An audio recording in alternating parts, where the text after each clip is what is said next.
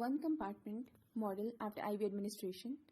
In this topic, we are going to discuss about the one compartment model, the assumptions, and then we are going to jump into the one compartment model after IV administration and look into their pharmacokinetic parameters. So one compartment model assumes that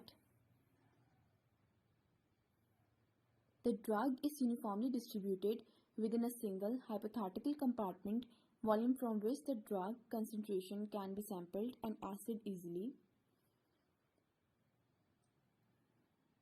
One compartment or instantaneous distribution model is based on following assumptions.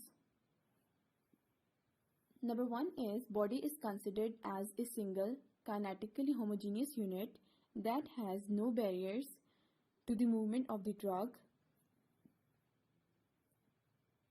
Number second is model is followed by only those drugs that distribute rapidly throughout the body.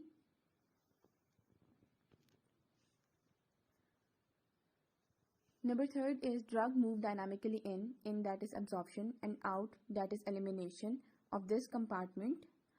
Number fourth is rate of input that is absorption is greater than rate of output that is elimination.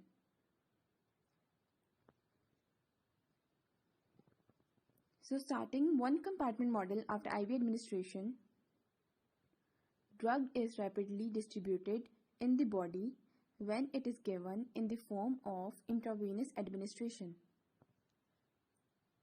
Drug is directly placed in central compartment, therefore rate of absorption is negligible. In this picture you can see that when we place the drug directly into the central compartment, then rate of absorption is negligible and we are just going to see elimination process and rate of elimination. So illustration of model is when we plot drug concentration versus time, that is plasma level time plot. This is on simple graph paper, and when we convert these readings on semi-log graph paper, we get a straight line that shows that this follows one compartment open model after IV administration, that the body is considered as a single hypothetical compartment. The straight line in semi-log graph paper indicates monophasic decline of drug concentration.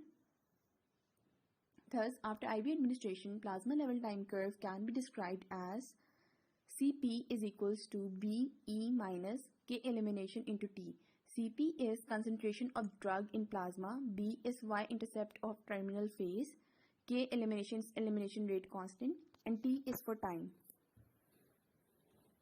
Pharmacokinetic parameters that we are going to look into this model is, number one is initial plasma drug concentration, number two is volume of distribution, number third is elimination rate constant, that is K elimination, number fourth is half-life, number fifth is area under curve, and the last one is clearance. Pharmacokinetic parameter that we are going to discuss first is initial plasma drug concentration. Initial plasma drug concentration at time 0 represented as C naught or B. It is obtained from extrapolation of the terminal phase of plasma level time curve to the y-intercept. Always remember that it is used or it helps in the calculation of volume of distribution. In the next graph, you are going to see that how we obtain C naught, that is initial plasma drug concentration, by the extrapolation of the terminal phase of plasma level time curve. Here you can see that. Number second point is volume of distribution. Apparent volume of distribution is the volume of available in the body in which the drug appears to be distributed. It estimates amount of drug in body relative to concentration of drug in plasma. Remember, this value is not a true anatomic or physical volume. Here you can see the volume of distribution formula, that is volume of distribution is equals to dose over initial concentration. We can calculate volume of distribution by this formula. Volume of distribution relates to the concentration of drug in plasma and amount of drug in the body.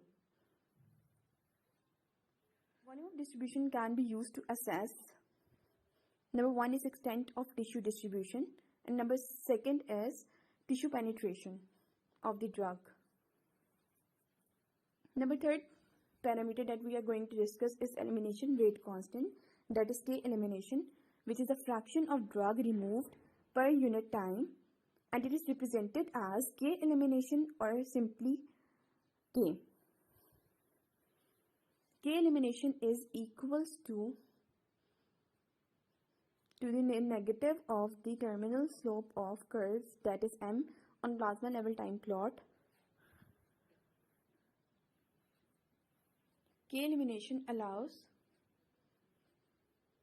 the calculation of half-life, as the total removal or elimination of drug from a compartment is affected by metabolism and excretion.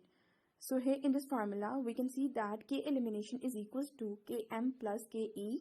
Km stands for first order rate process of metabolism and Ke stands for first order rate process of excretion.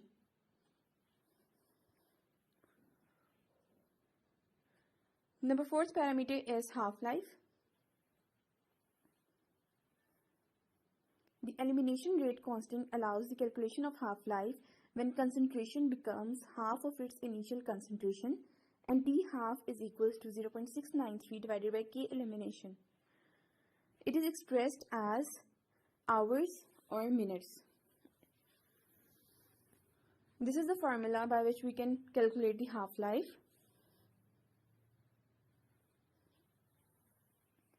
Remember, half-life is a secondary parameter that depends on primary parameters. Primary parameters are the clearance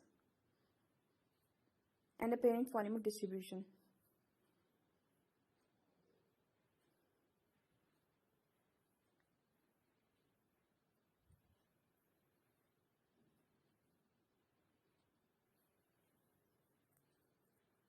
We can calculate half-life by formula 0.693 into volume of distribution divided by clearance. Fifth parameter is area under curve, which is useful parameter for determination of the extent of bioavailability of the drug after any route of administration. AUC can be estimated by model dependent method or model independent method.